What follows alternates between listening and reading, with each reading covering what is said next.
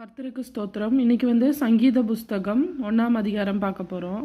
அதாவது first versus பார்த்தீங்கன்னா, துன்மார்க்கருடைய ஆலோசனையில் நடவாமலும் பாவிகளுடைய வழியில் நில்லாமலும் பரியாசக்காரர் உட்காரும் இடத்தில் உட்காராமலும். இந்த வசனங்களை நம்ம நல்லா படித்தோம்னா, இந்த துன்மார்க்கன், பாவி, பரியாசக்காரர் இவங்க யாரு கூடயுமே நம்ம சேர மாட்டோம். ஆனால் நம்ம கையில் இருக்கிற ஃபோனானது நம்மளுக்கு துன்மார்க்கருடைய ஆலோசனையை தருது. அப்புறமா அவங்க பாவிகள் எந்தெந்த வழியில் போகிறாங்களோ அந்த இடத்துல நம்மளை கொண்டு போய் நிறுத்துது.